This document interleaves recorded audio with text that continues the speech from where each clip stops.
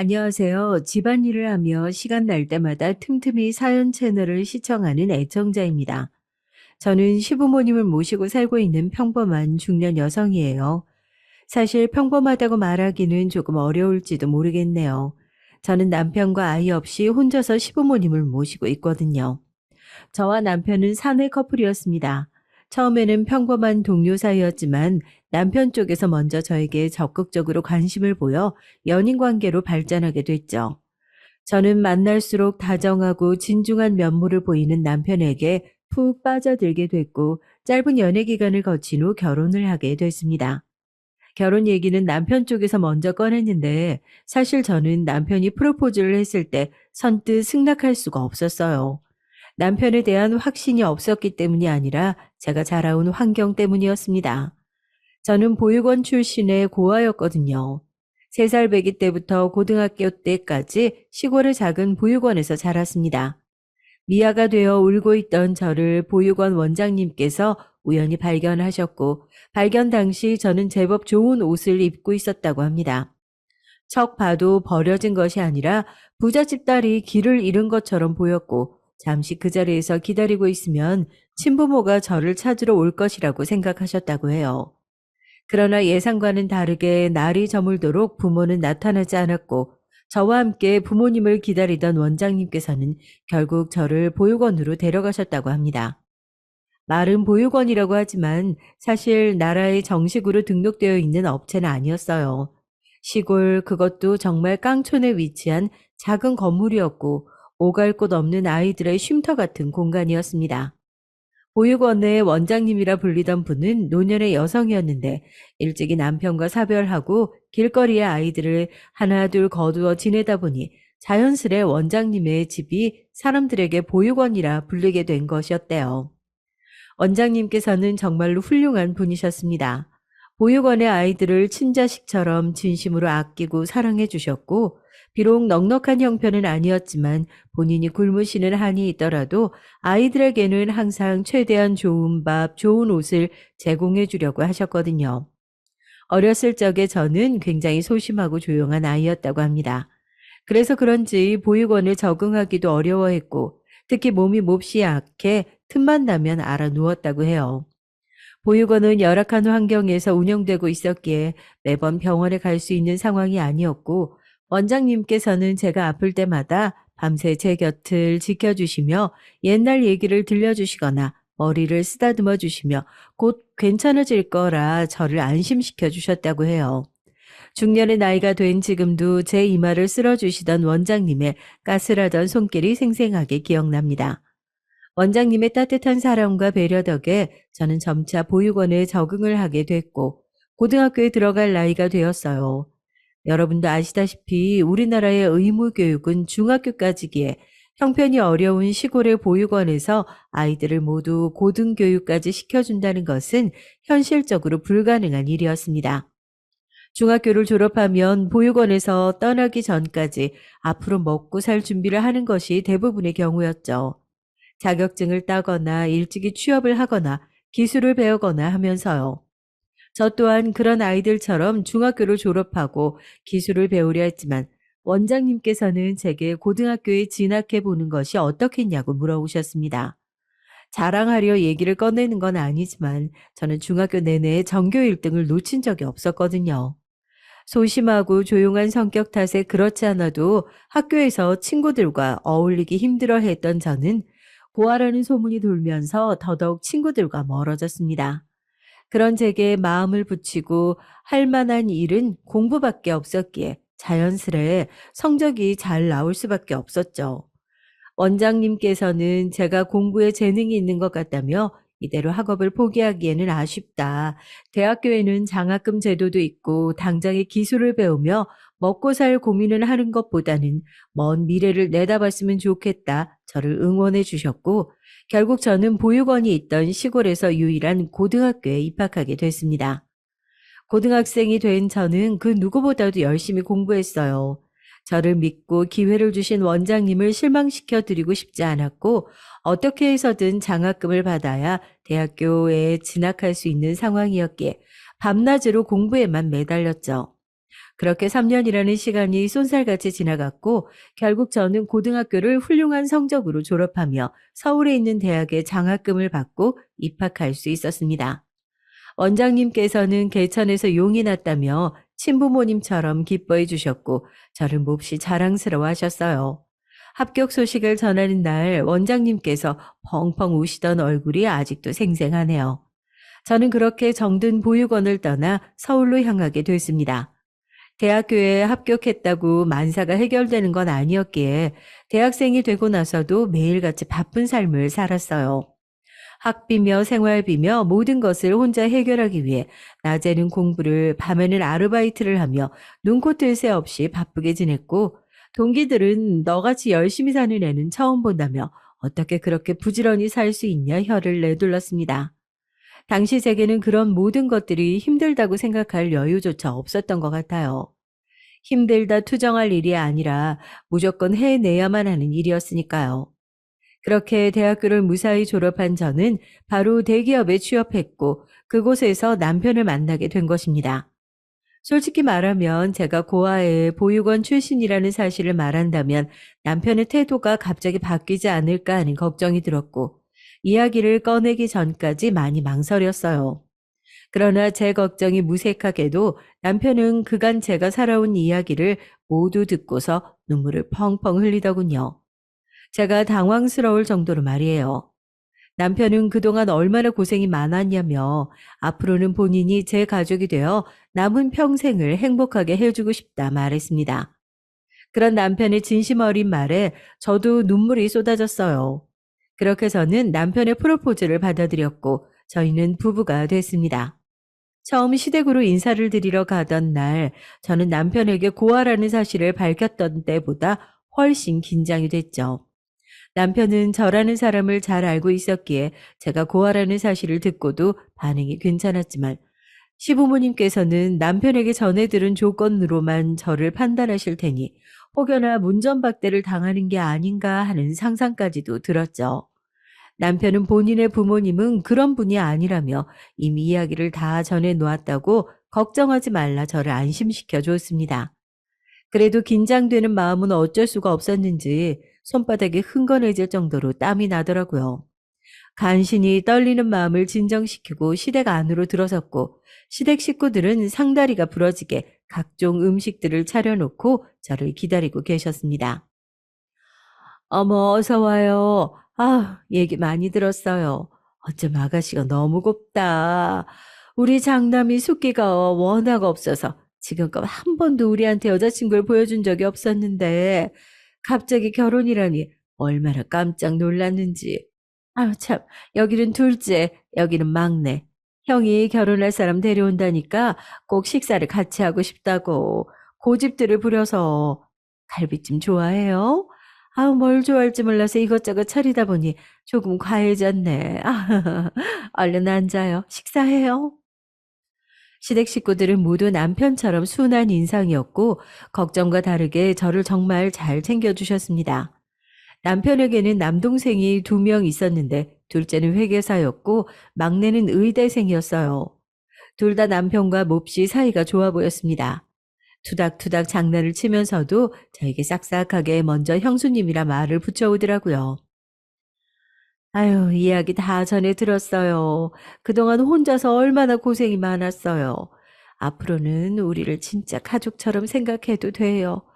나도 앞으로 며느리가 아니고 친딸처럼 생각할 테니까. 이렇게 만난 것도 인연인데 한 가족처럼 지내봐요. 말 편하게 해도 되죠? 벌써부터 우리 딸이라고 부르면 좀 빠르려나? 아유, 내가 좀 주책인가? 장난스럽지만 진심이 담긴 시어머니의 말씀에 왈칵 눈물이 쏟아졌습니다. 시댁 식구들은 모두 놀라며 본인들이 무슨 실수라도 했냐 저를 달래주었죠. 저는 고개를 가로저으며 그게 아니라 너무 기뻐서 그랬다. 이렇게까지 저를 따뜻하게 맞아주실 줄은 몰랐다고 대답했습니다. 그렇게 저는 남편 그리고 시댁 식구들과 한 가족이 됐어요. 저와 남편의 신혼집은 시댁 근처의 아파트였습니다. 비록 작은 사이즈의 오래된 아파트였지만 대학 졸업 후 줄곧 단칸방에서 지내던 제게는 궁궐이나 다름이 없이 느껴졌어요. 남편과 함께하는 신혼생활은 매일매일이 너무나 행복했습니다. 그러던 어느 날이었어요. 그날도 여느 때와 같이 회사에서 일을 하고 있었는데 갑자기 머리가 깨질 듯이 아파오더라고요. 사실 저는 어렸을 적부터 이유 모를 편두통에 계속해서 시달려 왔어요. 원장님 말씀에 따르면 보육원에 처음 왔을 때부터 갑작스레 머리가 아프다며 울다가 쓰러지고는 했다고 하더라고요. 나이가 들며 쓰러질 정도로 자주 크게 아프진 않았지만 이유를 알 수 없는 편두통은 계속됐습니다. 학생 때부터 지금까지 제 몸을 제대로 돌보기보다는 아프면 대충 약국에서 진통제를 사 먹으며 버티기 일쑤였고, 그렇게 큰 문제라 여겨본 적 없었기에 그날도 약을 먹으면 금방 괜찮아지리라 생각했어요. 그러나 진통제를 먹었는데도 두통은 가라앉을 기미를 보이지 않았고 오히려 점점 심해지기만 했습니다.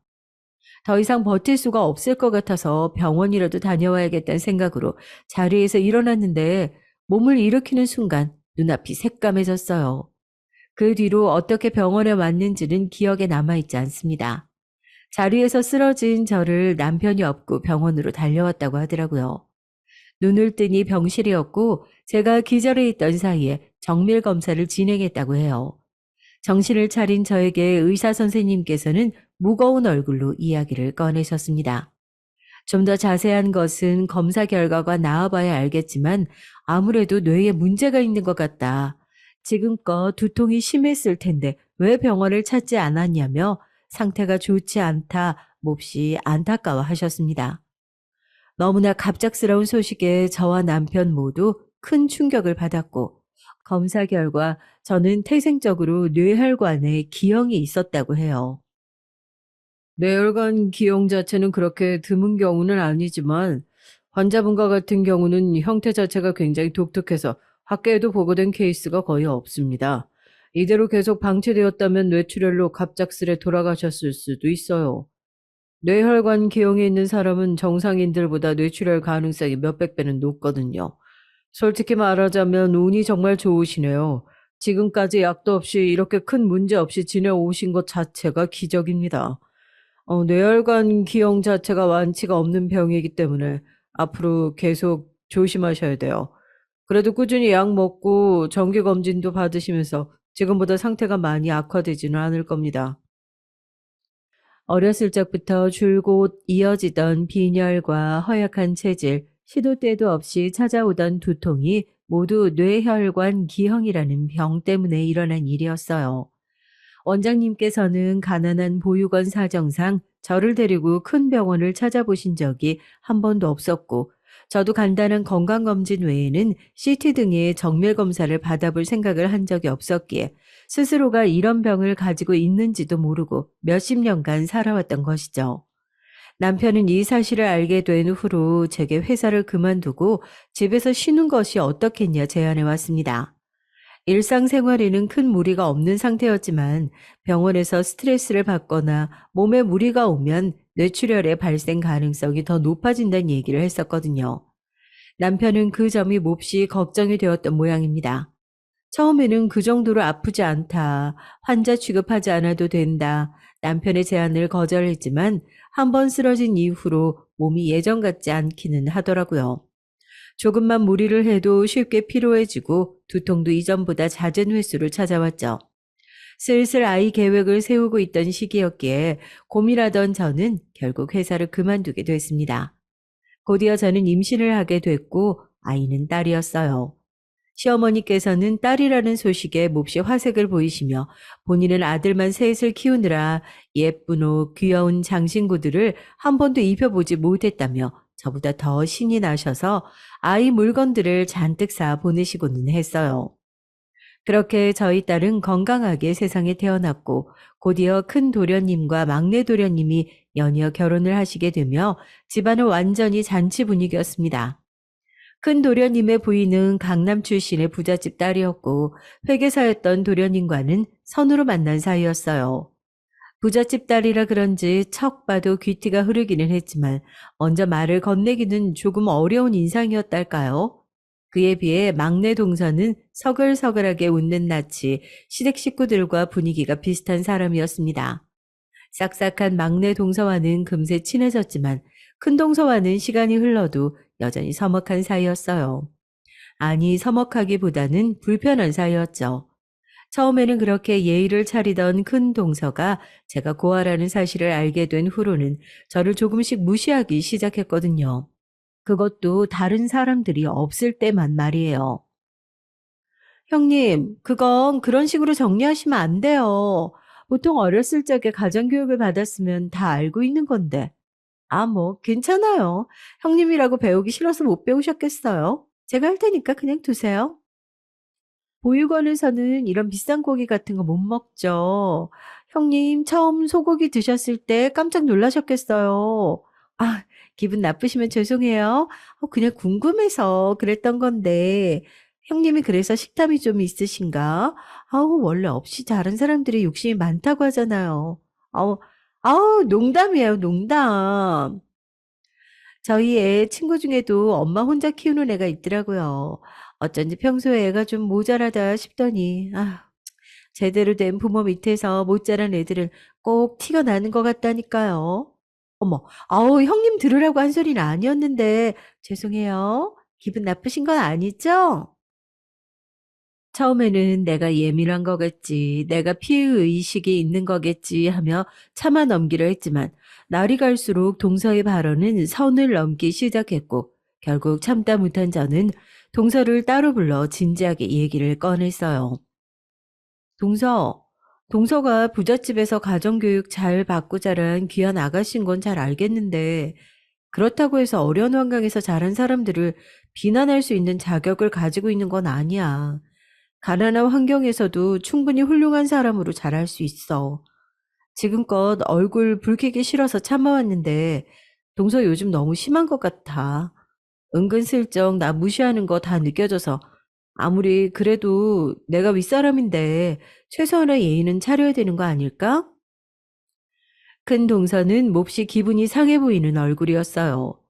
부잣집 딸로 자라 생전 남에게 싫은 소리 한 번 들어본 적 없이 살아왔으니 저 같은 보육원 출신의 고아에게 훈계를 들은 것이 기분이 나빴던 거겠죠. 그래도 어찌되었든 제 심정을 솔직하게 말하고 그만둬 주기를 부탁했으니 그 뒤로 큰 동서의 행동이 달라질 것이라 생각했습니다. 동서는 그 뒤로 저를 아예 없는 사람 취급을 하더라고요. 막내 동서가 저에게 큰 동서와 무슨 일이 있었냐 먼저 물어볼 정도였습니다. 저는 아무 일도 없다, 괜찮다 답하긴 했지만 큰 동서가 그런 식으로 태도를 보일 때마다 몹시 속이 상하긴 했어요. 그러던 어느 날이었습니다.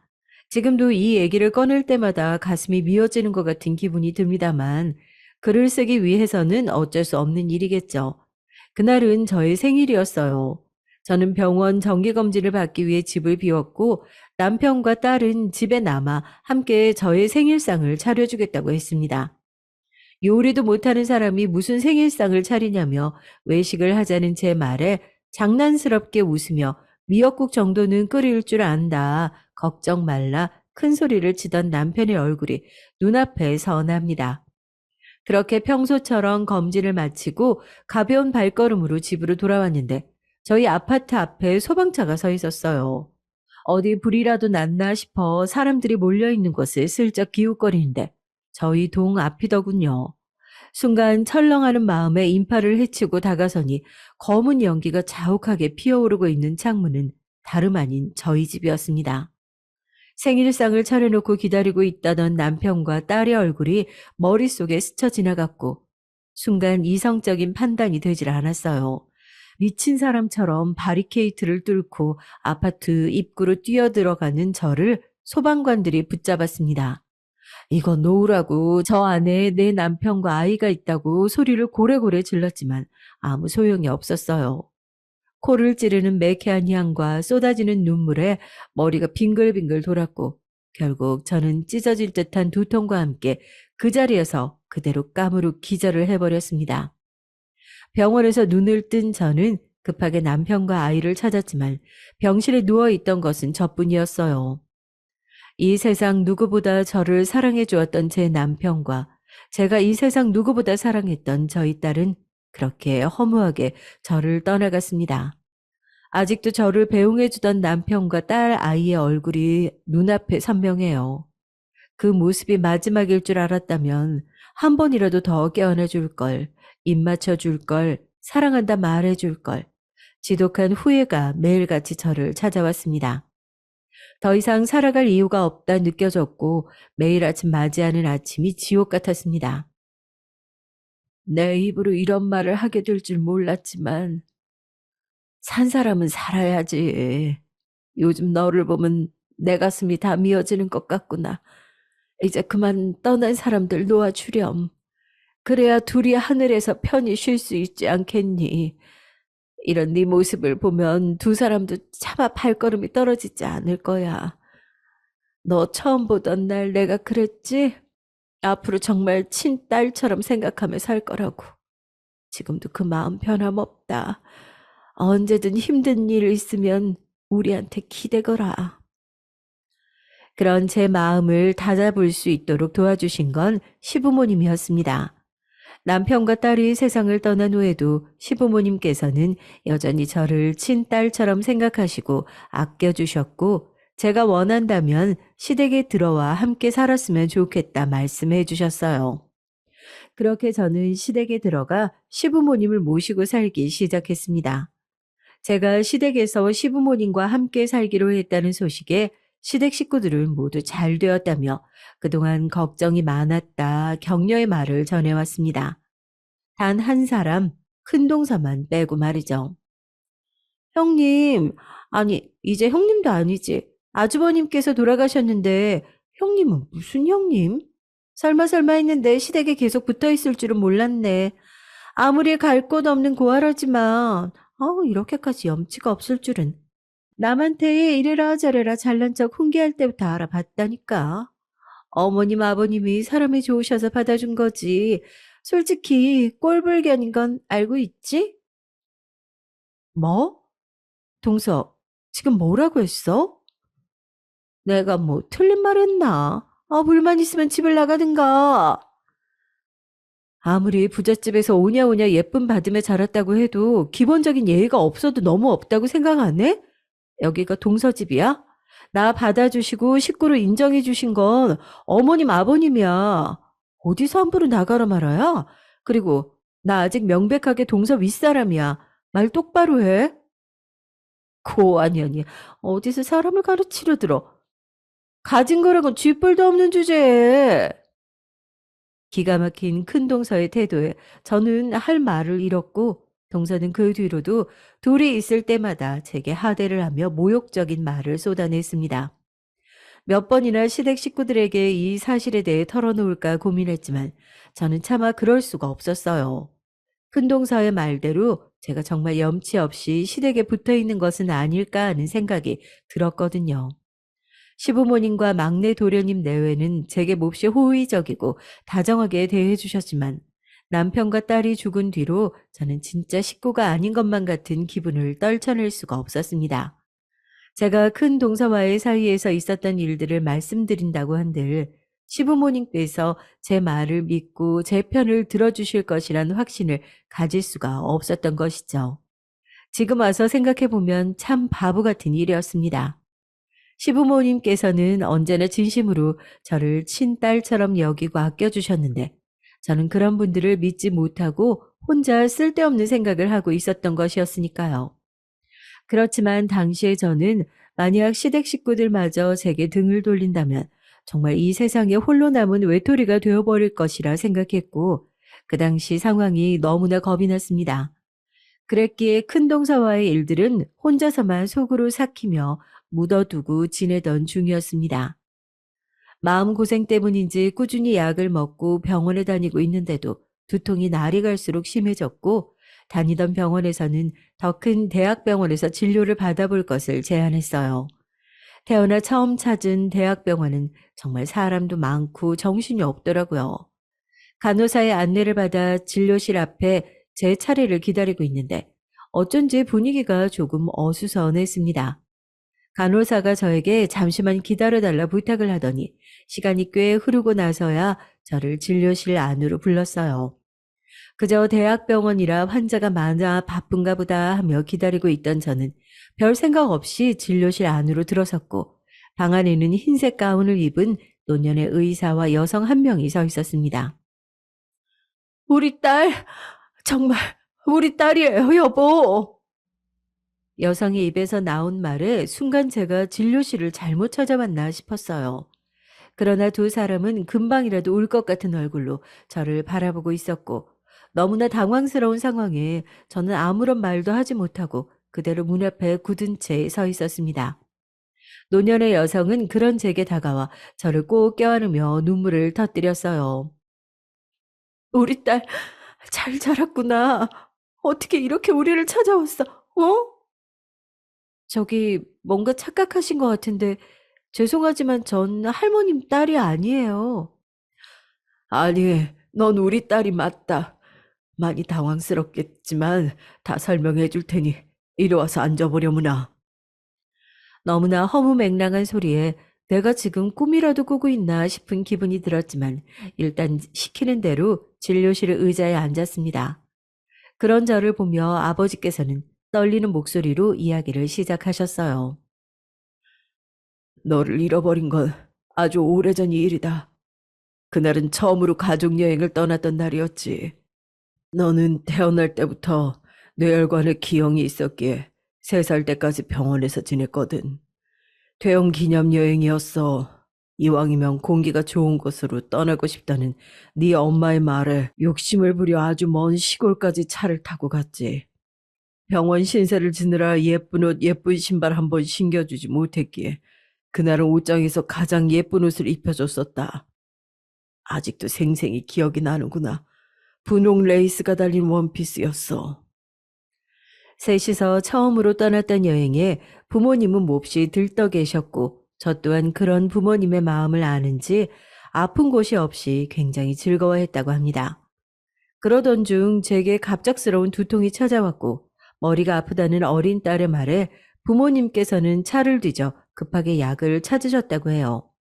그러나 분명 챙겨왔던 약과 주사가 어디로 갔는지 도통 보이지를 않았고 한참 동안 짐을 풀어 헤쳐가며 겨우 약을 찾아냈을 때 저는 이미 사라져 있었다고 했습니다.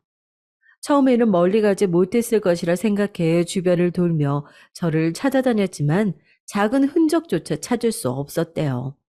결국 부모님께서는 경찰에 연락해 실종 신고를 했지만 여행을 떠났던 곳이 몹시 후미진 시골이었기에 제대로 된 수색이 진행되지 못했고 결국 부모님께서는 그렇게 외동딸이었던 저를 잃어버리셨다고 합니다.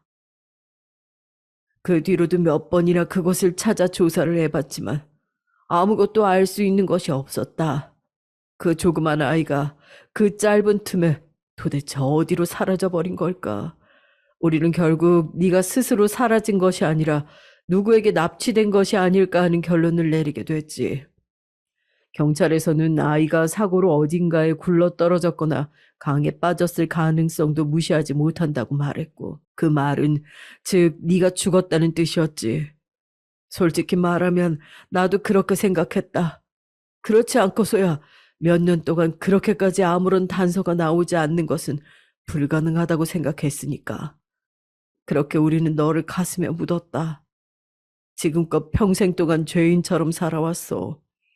네 얼굴을 떠올릴 때면 온몸이 갈기갈기 찢겨지는 것 같이 괴로웠다.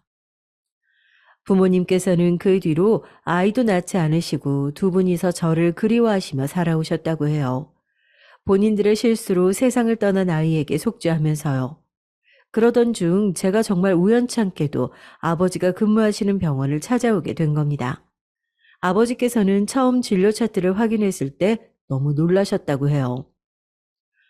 딸과 같은 이름에 비슷한 연령에 뇌혈관 기형까지 똑같이 가지고 있는 사람이 있다니 이건 우연이라고 생각할 수가 없는 수준이었다. 내 딸이 죽지 않고 지금껏 어딘가에 살아 있었던 거구나. 그런 생각이 들었다. 그래서 급하게 네 엄마를 부른 거야. 설마 했는데 정말 우리 딸이었을 줄이야. 그것도 이렇게 잘 커서 제 발로 우리를 찾아왔다니.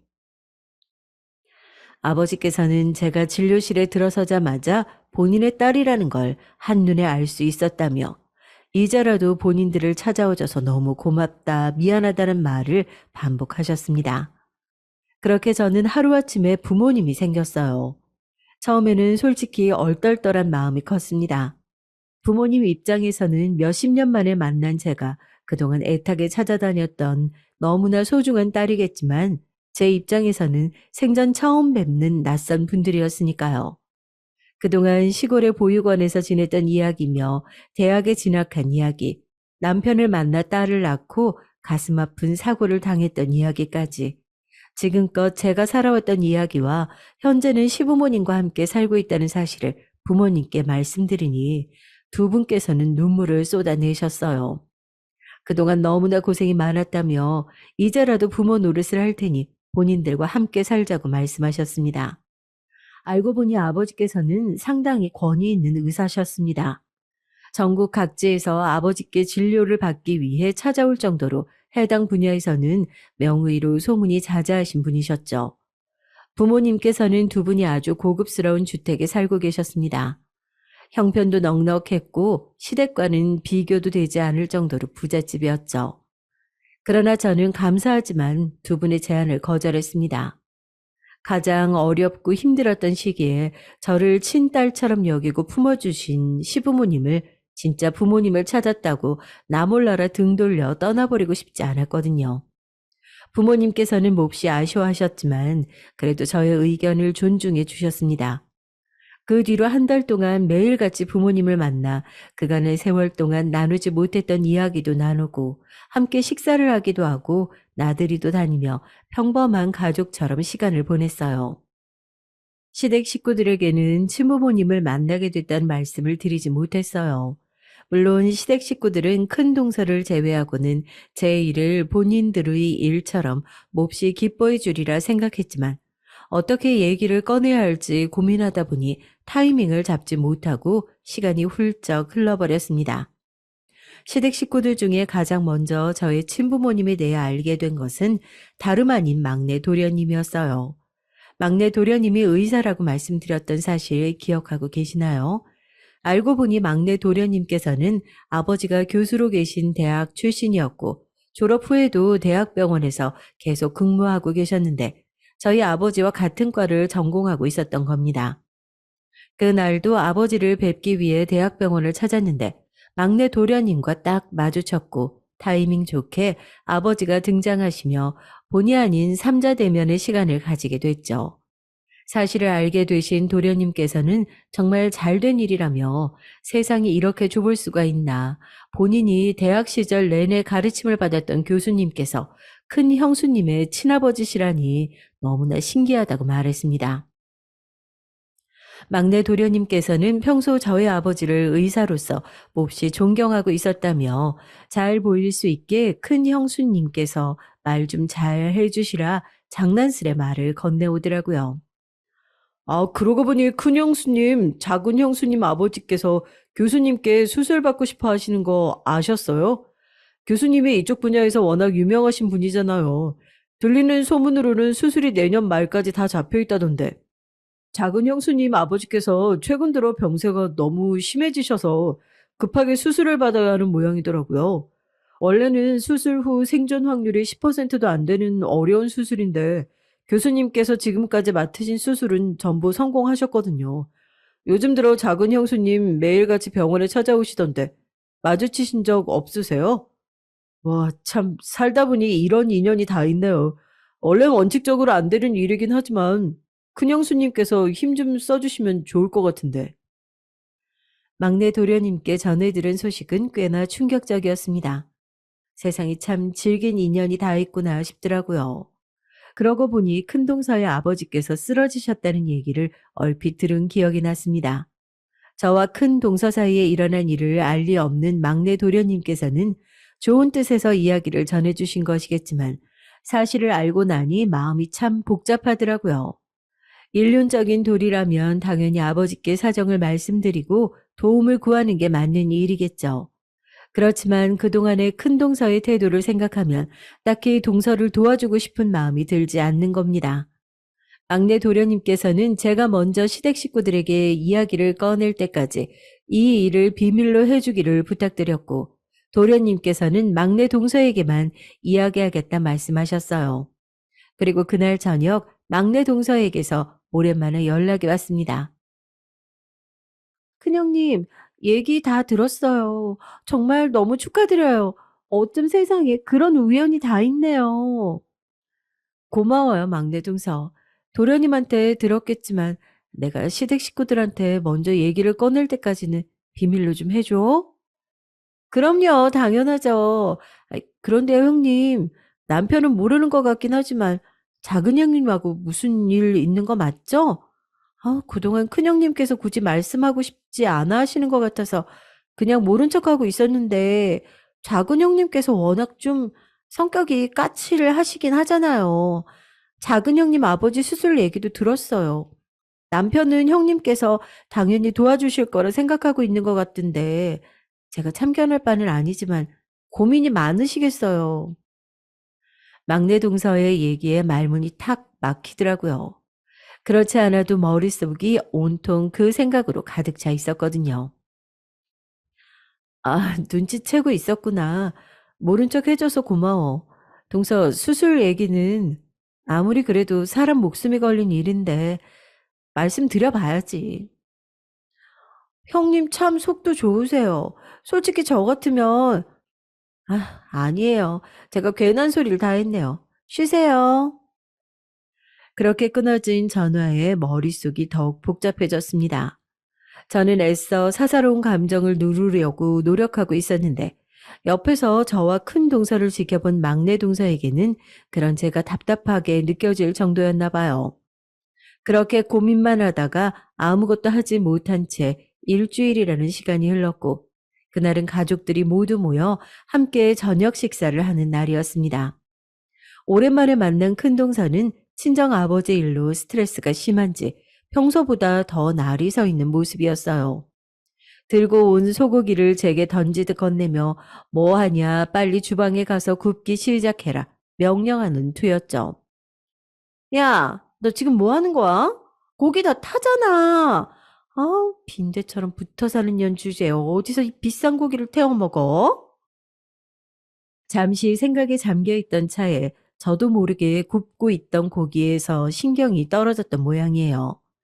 후라이팬 위에 소고기가 까맣게 변해버려 연기가 풀풀 나오고 있었고, 옆에 서 있던 큰 동서가 들고 있던 집게로 제 머리를 치며 막말을 쏟아냈습니다. 마침 부엌으로 그릇을 가지고 들어오던 막내 동서가 그 광경을 보고는 놀라 접시를 떨어뜨렸어요. 쨍그랑하는 소리가 부엌에 울렸고 접시는 산산조각 나 바닥에 굴렀습니다. 작은 형님, 뭐 하시는 거예요?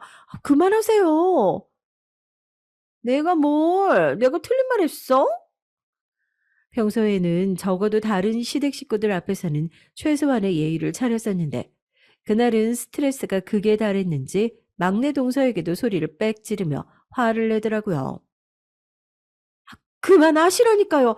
그러다 후회하세요. 후회? 참, 이깟 고한년한테 맞는 말 한마디 한 거 가지고 후회는 무슨 후회야? 형님 아버지 수술해 주실 의사가 큰형님 친아버지시란 말이에요. 막내 동서의 폭탄 선언에 큰 동서는 방금 본인이 들은 말이 제대로 이해가 되질 않는다는 표정이었습니다. 소란의 시댁 식구들은 모두 부엌으로 달려왔고, 바닥에 깨져 구르는 접시에 하얗게 질려 떨고 있는 막내 동서에게 모두 어리둥절한 얼굴이었어요. 그게 무슨 말도 안 되는 소리야. 부모 없이 자란 고아라는 거 동서도 알잖아. 어디서 뻔뻔하게 거짓말을 해? 큰 동서는 황당하다는 얼굴로 이마를 짚었고, 저는 그때까지도 아무 말 없이 시댁 식구들을 바라만 보고 있었습니다. 작은 형수님, 갑자기 왜 그러세요? 거짓말 아니에요. 정말 큰 형수님 아버지께서 교수님 맞으세요. 얼마 전에 친부모님을 찾으셨다고 본인이 말씀하시기 전까지는 비밀로 해달라고 부탁하셨거든요. 큰 형수님께서는 형수님 아버지 도와주시겠다고 따로 교수님께 말씀드려 보시겠다고 하셨단 말이에요. 막내 도련님까지 나서서 확인 사살을 하자 큰 동서는 그제야 상황 파악이 된 듯 얼굴이 점점 사색이 됐습니다. 갈 곳을 잃은 눈동자로 저와 시댁 식구들을 번갈아 쳐다보면서 큰 동서는 바닥에 엎어지듯 그대로 무릎을 꿇었어요. 형님, 죄송해요. 제가 잠시 미쳤었나 봐요. 큰동서는 기어 들어가는 목소리로 사과를 하며 고개를 숙였고 저는 아무 말 없이 그런 동서를 내려다보고 있었습니다. 시댁 식구들은 갑작스러운 상황에 당황스러운지 누구 하나 나서질 못하고 그 자리에 굳어 있었고 제가 아무런 반응이 없자 큰 동서는 손을 들어 본인의 뺨을 내려쳤습니다. 형님, 잘못했어요. 용서해 주세요. 저희 아버지 입원 수술 못 받으시면 진짜 돌아가셔요. 제발 부탁드려요. 네? 한 번 더 본인의 뺨을 내려칠 기세로 손을 올리는 동서의 모습에 큰 도련님께서는 그제서야 동서를 급하게 일으켜 세웠죠. 도련님께서는 이게 도대체 무슨 일이냐, 당신이 왜 이러냐 동서를 말렸지만 동서는 그런 도련님을 밀쳐내고는 다시 제 앞에 무릎을 꿇고 싹싹 빌더군요. 저는 아무런 대답 없이 그대로 입고 있던 앞치마를 벗어 식탁에 내려놓았습니다. 그리고는 당황스러운 기색의 시부모님께 죄송하다, 나중에 다 설명드리겠다 말씀드리고 그대로 시댁 식구들을 지나쳐 시댁을 빠져나왔습니다. 큰 동서는 자리에서 벌떡 일어나 저를 뒤쫓아 나왔어요. 동서와 할 말이 없으니 돌아가라 냉정하게 말했지만 동서는 신발도 신지 않고 맨발로 저를 쫓아오더라고요. 형님, 잠시만 제 말 좀 들어주세요. 네? 저도 고아예요. 저 부모님, 친부모님 아니에요. 너무나 충격적인 이야기에 저는 어리빠져 그 자리에서 그대로 굳어섰습니다. 맨발로 저를 쫓아오던 동서는 그제서야 자리에 멈춰서고는 눈물을 뚝뚝 쏟아냈어요. 한참을 제자리에 서서 오열하던 동서는 조금 진정이 됐는지 울먹이는 목소리로 이야기를 시작했습니다. 저 입양아예요. 저희 어머님께서 불임이셨대요. 고아원에 있는 저를 아주 어렸을 적에 입양하신 거예요. 어머니 아버지께서는 언제나 저를 친딸처럼 생각하시고 사랑해 주셨지만 전 어렸을 적부터 제가 입양아라는 사실에 콤플렉스가 있었거든요. 부모님께서 지금은 나를 사랑하지만 내가 마음에 들지 않는 행동을 보이면 언제든지 돌변할 수 있다는 생각을 했어요. 저는 언제든지 버림받을 수 있는 존재라고 생각했고 주변 사람들이 제가 부모가 누군지도 모르는 고아원 출신의 입양아라는 사실을 알게 될까 봐 너무 두려웠어요. 평생 그 사실을 숨기며 그 누구에게도 말하지 못했죠. 그런데 형님께서는 본인이 고아라는 사실을 알면서도 변함없이 사랑해 주신 남편이 있었고 시부모님께서도 형님을 친딸처럼 너무 예뻐해 주셨잖아요. 어떻게 본인이 고아의 보육원 출신이라는 사실을 저렇게 당당하게 밝힐 수가 있는지 너무 당당하고 밝아 보이는 모습이 너무나 부러웠고 질투가 났어요. 그래서 저도 모르게 마음에도 없는 소리를 하고 더 못되게 굴었습니다. 정말 너무너무 죄송해요, 형님. 뺨을 치라면 더 칠게요. 신발을 핥으라면 핥을게요. 그동안의 제 잘못을 용서해 주신다면 뭐든지 다 할게요. 제발 부탁드려요. 저희 아버지 지금껏 저 정말 친딸 이상으로 사랑해 주시고 키워 주셨거든요.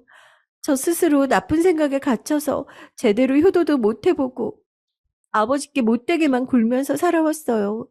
제발 한 번만 도와주세요. 저희 아버지 이대로 못 보내요. 저한테 기회를 한 번만 주세요. 제발 도와주세요, 형님. 그렇게 큰 동서는 아스팔트 바닥에 무릎을 꿇고 제 앞에서 울며 싹싹 빌었습니다. 그동안 저를 그렇게나 무시해왔던 동서가 저와 같은 고아에 입양하였다니 솔직히 믿겨지지가 않았어요. 그러나 평소에 그렇게 세상 잘난 사람처럼 도도하게 굴던 동서가 눈물과 콧물로 범벅이 된 얼굴로 길바닥에 납작 엎드려 비는 모습을 보니까 거짓말 같지 않더라고요. 일단 그런 동서를 일으켜 세우고 알겠으니 오늘은 이만 돌아가라고 말했습니다. 동서는 끝까지 제 소매를 붙잡으며 제발 부탁드린다는 말을 반복하고는 겨우 등을 돌렸어요. 맨발로 터덜터덜 걸어가는 동서의 뒷모습이 처음으로 안쓰러워 보였습니다. 그렇지만 동서에게 그런 속사정이 있다는 사실을 알게 되었다고 한들 그것이 동서가 그동안 제게 해왔던 짓들의 면죄부가 되지는 못했어요. 저는 동서 때문에 너무나 괴롭고 힘들었던 적이 많았거든요. 특히 화재 사고로 남편과 딸을 잃은 뒤로 마음 붙일 곳이 없었던 시기에 동서가 제게 내뱉었던 말들은 하나하나가 너무나 큰 상처로 남아 있었습니다. 마음이 너무나 복잡했고 갈대같이 흔들렸어요. 그러나 생각을 하면 할수록 아무리 저와 동서 사이에 그런 일들이 있었다고 한들 동서의 아버지가 돌아가시는 것을 지켜보고만 있을 수는 없다는 생각이 들었습니다. 여러분께서도 저를 바보 같다고 생각하시려나요? 그렇게 당해놓고서도 또 먼저 손을 내밀었다고요. 그렇지만 저는 누구보다도 가족을 잃는 슬픔을 뼈저리게 아는 사람이잖아요. 누군가가 제 눈앞에서 또 가족을 잃는 모습을 보고 싶지 않았습니다. 설령 그게 저를 지금껏 괴롭혔던 큰 동서라고 하더라도요. 결국 저는 아버지께 동서의 얘기를 꺼내며 조심스레 부탁을 드렸고 제 얘기를 들으신 아버지께서는 어렵게 수술 일정을 조정해서 동서의 아버지 수술을 담당해 주시게 됐습니다. 아버지께는 몹시 죄송한 마음뿐이었어요. 그러나 아버지께서는 이제라도 부모 노릇을 할 수 있어 다행이라며 너무 마음 쓰지 말라 제 어깨를 토닥여 주셨습니다. 수술은 몹시 성공적으로 마무리됐고 수술 예후도 좋은 편이었습니다. 기뻐하는 큰 동서의 모습을 보니 이런 당연한 일을 왜 고민했을까 하는 생각이 들더군요. 형님, 어떻게 감사를 드려야 할지 모르겠어요. 너무나 감사하고 죄송합니다. 제가 그동안 너무 어린 행동을 해왔던 것 같아요. 저 스스로 쓸데없는 생각에 갇혀 형님께 너무 많은 상처를 드렸죠. 죄송합니다. 형님, 지난날 동안 제가 해왔던 행동들을 용서해달라 빌 생각도 없고 용서받을 수 있다고 생각하지도 않아요. 그렇지만 용서받기 위해 앞으로 평생 노력하겠습니다. 형님께서 제게 베풀어 주신 은혜에 절대 잊지 않을 거예요. 하늘에서 이런 인연을 맺어준 것을 보니 무지했던 저를 정신 차리게 해주려고 그랬던 것 같습니다.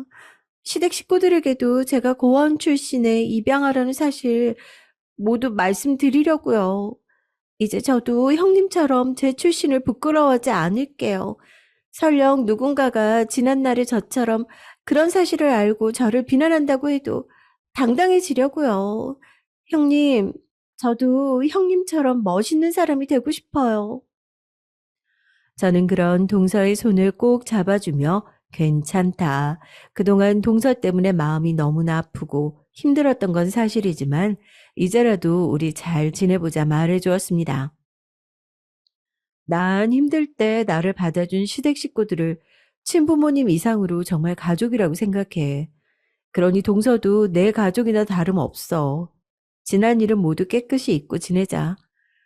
그리고 나 동서한테 은혜 같은 거 베푼 적 없어. 당연히 해야 할 일을 한 것뿐인걸. 수술은 우리 아버지께서 해주신 거고 감사할 거면 우리 아버지한테 하는 게 맞지. 나한텐 감사 말고 그동안의 잘못 인정하고 사과한 걸로 충분해. 그런 제게 큰 동서는 눈물을 쏟아내며 너무나 죄송하다고 평생 저희 아버지께서 베풀어 주신 은혜를 잊지 않고 감사하며 살겠다고 연신 고개를 숙였습니다. 그 뒤로 큰 동서는 본인이 고아원 출신에 입양하라는 사실을 시댁 식구들에게 밝혔어요. 시댁 식구들은 모두 놀라긴 했지만 당연히 그 사실에 개의치 않고 이전처럼 밝은 모습으로 큰 동서를 대해주었습니다. 제가 친부모님을 찾게 됐다는 소식에 저희 시부모님께서는 누구보다도 기뻐해 주셨어요. 그러면서 이제 친부모님과 함께 살게 되는 거냐며 섭섭해 하시더라고요. 그런 시부모님께 저는 두 분만 괜찮으시면 계속 두 분을 모시고 살고 싶다고 두 분은 제게 친부모님이나 마찬가지다. 앞으로 부모님을 네 분이라고 생각하며 효도하고 살고 싶다고 말씀드렸습니다.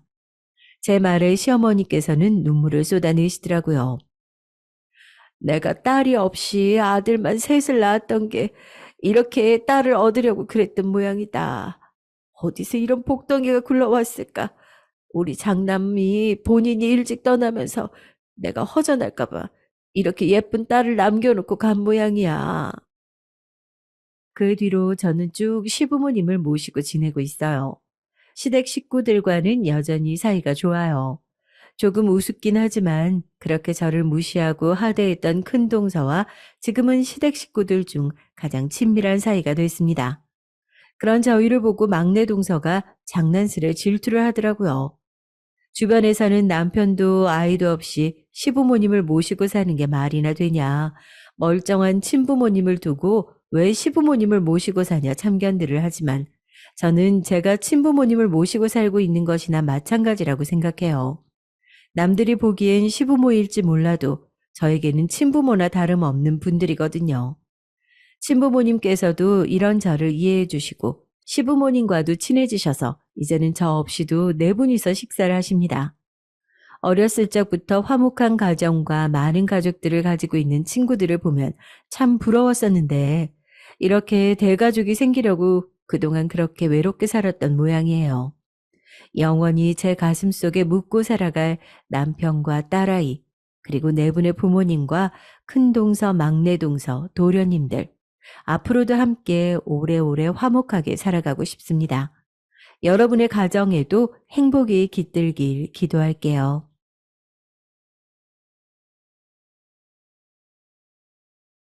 안녕하세요. 결혼한 지도 벌써 10년이 된 40대 평범한 유부녀입니다. 주변에 결혼한 지 10년 정도 됐다고 말하면 다들 당연하게 아이는 몇이냐, 몇 살이냐라며 묻는데 저는 그럴 때마다 그냥 씁쓸한 듯 웃으며 대답을 회피하곤 합니다. 그러고 나면 그냥 다들 속으로 애가 없나 보네, 안 생기나 보네 라고 생각하며 더는 묻지 않으시며 오히려 편하더라고요. 저는 아이를 참 좋아해요. 사실 지금도 아이를 너무나 낳고 싶습니다. 그래서 병원에 가서 검사랑 검사도 다 해보고 시험관 시술도 여러 번 해봤는데 한 번도 임신에 성공한 적이 없었어요. 지난 10년 동안 임신을 위해 쉬지 않고 병원을 다니며 노력해봐도 자꾸만 실패만 거듭했습니다. 다른 사람들에게는 너무나 당연하고 쉬운 일이 저희 부부에게만 왜 그토록 어려운 것인지 하늘이 다 원망스럽더군요. 내일 병원 가는 날인 거 알지? 오늘 시공 끝나고 기사님들이랑 절대 술 마시면 안 돼? 기억나지? 지난번에도 당신이 술 먹고 와서 병원 못 갔잖아. 회식 때마다 매번 병원 가는 날이라고 술자리에서 빼는 것도 이제 민망해. 다들 자꾸 물어보는데 매번 임신 안 됐다고 얘기하는 것도 쪽팔리고. 우리 이제 그만 좀 하면 안 돼? 그럼 아이 낳는 걸 포기하자는 거야? 남편은 슬슬 이제 포기하자는 시기였습니다. 10년이면 할 만큼 한 거라면서요. 물론 남편의 마음도 이해하지 못하는 건 아니에요. 저도 결혼하고 신혼 때는 당연히 자연스레 아이가 생기겠거니 했는데 이게 생각보다 길어지면서 3년이 넘어가자 은근히 걱정이 되더군요. 그래서 저는 그때부터 병원에 다니기 시작했어요. 사실 검사를 해봐도 제게는 특별한 점이 없다면서 병원에서는 남편도 검사를 받아봐야 할 것 같다고 하더라고요. 요즘은 남편 쪽에 문제가 있는 경우가 더 많은데 그게 오히려 치료 방법이 간단해서 치료만 하면 자연 임신이 쉽게 된다고요. 저는 그날 바로 남편에게 얘기했습니다. 함께 병원에 가보자고요. 그런데 남편은 뭐하러 그런 검사까지 하냐며 아직 이르다면서 자신은 문제 없으니까 차차 생길 거라고 했습니다. 마음이 급한 건 저뿐인 것 같았어요. 그렇게 저는 하루라도 빨리 임신이 됐으면 하는 마음만 가지고 말 그대로 허송세월을 보냈습니다. 그러는 사이 금방 6, 7년이 흘렀더라고요. 더는 이대로 있을 수가 없어서 저는 검사할 생각이 없다는 남편에게 화도 내고 달래도 봐서 결국은 병원에 데려갔어요. 그러자 병원 의사 선생님 말씀이 남편의 정자가 일반 남성들의 정자보다 조금 수도 모자라고 활발하지 않아서 자연 임신이 힘들 수 있겠다고 말씀하시더라고요. 저는 그제야 마음이 편해졌습니다. 제가 아니라 남편에게 문제가 있어서 마음이 편해진 것이 아니라 원인을 알았으니 이제 치료만 하면 충분히 아이를 가질 수 있었으니까요. 만약 치료 후에도 임신이 되지 않으면 시험관 시술 같은 것도 생각해 봐야 한다고 하니 남편도 그제야 좀 불안해지는지 병원에서 시키는 대로 고분고분 말을 잘 들었어요. 그렇게 지낸 것이 10년이었습니다. 저희 부부는 시험관 시술까지 여러 번 시도했지만 성공하지 못했어요. 사실 이런 생활도 10년 가까이 되니 저도 더는 남편에게 강요할 수는 없겠더라고요. 그렇게 지내다 보니 언제부턴가 부부 사이도 점점 시들해졌습니다. 저는 점점 더 외로워져 갔죠. 저는 사실 6남매 중 막내예요. 거기다가 부모님께서 40이 훨씬 넘어 낳은 늦둥이였죠. 제가 20살이 되기도 전에 이미 아버지는 돌아가셨고 어머니도 제가 결혼하기 전에 돌아가셨어요. 아버님이 돌아가시기 전 그래도 터울이 긴 형제들은 다들 결혼하고 집을 나갔는데 그때 어머니는 어차피 앞으로 다들 시집 장가가고 나면 큰 집이 뭐가 필요하겠냐면서 집을 팔아 형제들을 다 결혼시키셨습니다. 그래서 저는 어머님이 돌아가실 때까지 이 달동네에서 방 2개짜리 월세방을 얻고 살고 있었어요. 그래서 어머님이 돌아가신 이후에는 저 혼자 이 집에 살고 있었습니다. 그러던 어느 날이었어요. 어머님은 돌아가시기 직전까지도 혼자 남을 제가 걱정되셨는지 이모를 불러 바쁘더라도 저를 한 번씩 들여받아 달라고 부탁을 하시는 것 같더라고요. 그러고는 바로 얼마 뒤 어머님이 돌아가셨습니다. 그 이후로 이모가 한 번을 집에 놀러 오시질 않길래 많이 바쁘신가 보다 했더니만 웬일로 오셔서는 제게 좋은 선자리 하나가 들어왔다는 뜬금없는 소리를 하시더라고요. 그러면서 자기는 자신이 100% 보장할 테니 무조건 잘 보여서 하루라도 빨리 시집을 가라고 성화였어요. 이모, 엄마 돌아가신 지도 얼마 안 됐는데 벌써 결혼은 무슨 결혼이에요. 그리고 아무리 남자가 괜찮아 보여도 제 마음에 들어야죠. 아이고, 얘가 아직 철이 없네. 예전 같으면 자식이 수두룩 있을 나이에 도대체 무슨 자신감이야. 그 나이에 직업도 변변찮고 월세방 살면서 결혼까지 안 하면 도대체 어떻게 살 건데? 하루라도 어릴 때 시집이라도 가야지. 그냥 혼자 살죠 뭐. 얘가 아주 팔자 좋은 소리 하고 있네. 너 여기 재개발된다는 얘기 못 들었어? 너 내년이면 여기 나가줘야 되는데 돈 있어? 네? 재개발이요? 이모는 근처 시장에서 오랫동안 화장품 가게를 하고 계셨기 때문에 동네 일이라면 어느 집에 수저가 몇 개인지까지 빠삭하게 알고 계시는 분이었습니다. 이런 달동네 월세 보증금이라고 해봐야 정말 얼마 안 되는 돈일 텐데 그 돈 가지고 제대로 된 단칸방이나 하나 구할 수 있을까 싶었어요. 작년에 이모가 화장품 가게 싹 다 인테리어 했잖아. 그때 도와주셨던 사장님이 아들만 셋인데 그중에 둘째만 아직 장가를 못 가서 걱정이라고 하더라고. 근심에 가득한 제 얼굴을 보셨는지 이모는 기다렸다는 듯 다시 선 얘기를 꺼내셨습니다. 아들 셋이 다 아버지 뒤를 이어서 인테리어 회사를 운영하는데 시장 입구에 있는 인테리어 사무실 포함 5층짜리 건물이 바로 그 사장님 거랍니다. 요즘 같을 때 건물 주면 묻고 따지지도 않고 무조건 잡아야 하는 거 아니냐며 이모는 설레발을 떠셨어요. 물론 저도 솔깃하긴 했습니다. 사실 제 현재 상황을 냉정하게 생각해 보자면 외모도 뭐 그냥 평범했고 부모님은 성인이 된 이후 돌아가시긴 했다지만 그래도 어쨌든 두 분 다 안 계신 건 사실이었고 직장도 평범한 데다가 모아놓은 돈은 거의 없다시피 했으니 사실 이런 제 조건에 선이 들어왔다는 것만으로도 기적이 아닌가 싶기도 했어요. 네, 맞습니다. 바로 이모가 주선해준 그 선자리에서 만난 인테리어집 건물주 아들이 바로 지금의 제 남편이에요. 처음 선자리에서 만난 남편의 첫인상은 그냥 너무 촌스러웠어요. 물론 제가 살던 동네가 지방에서도 한참 들어간 시골이긴 했지만 아무리 그래도 이제 30을 간 넘긴 나이에 2대8 가르마는 너무하다 싶었죠. 거기다 덩치도 무지 크더라고요. 나이도 저보다 한두 살 많다고 들었는데 언뜻 보면 저보다 한 10살은 많아 보이는 외모였습니다. 그래도 경제력도 좀 있고 인상이 순박해 보이는 게 남편 가문으로는 딱이다 싶었죠. 요즘은 남자들도 돈만 좀 있어도 다들 여자 능력도 보고 집안도 다 본다는데 제 조건에 이 정도 남자면 감지덕지 해야 하지 않나라는 생각도 들었고요. 그 이후로 몇 번 데이트나 좀 한 것 같은데 저는 어느새 식장에 들어가고 있더라고요. 체감상 그런 기분이 들 정도로 순식간에 진행됐어요. 지금 생각해보면 순진한 건 남편이 아니라 저였던 겁니다. 저는 결혼을 너무 아무런 계획도 없이 준비도 없이 해버려서인지 처음부터 뭐가 뭔지 하나도 모르겠더라고요. 정신없이 하루하루를 그냥 견디듯 보냈습니다. 제 결혼 생활의 가장 큰 장애물은 다름 아닌 시어머니였어요. 결혼 전 이모는 저에게 예비 시아버지에 대해서만 이야기해 주셨는데 동네에서 사람 좋기로 유명한 분이라며 그렇게 오랫동안 가게를 하면서도 사람들하고 큰 소리 한 번 나는 걸 본 적 없다고 하셨습니다. 그 말에 저는 내심으로 안심하고 있었죠. 그런데 이건 웬걸? 결혼 전 집에 인사 갔을 때 뵌 예비 시어머니는 첫인상부터가 아주 남다르셨습니다. 웬만한 남자들보다도 건장한 체구에 짧은 커트머리, 거기다가 매우 강력해 보이는 진한 화장과 새빨간 립스틱으로도 모자라 화려한 금으로 된 액세서리를 온몸에 주렁주렁 메고 계셨어요. 거기다가 외모뿐만 아니라 저를 바라보시던 눈빛도 굉장하셨습니다.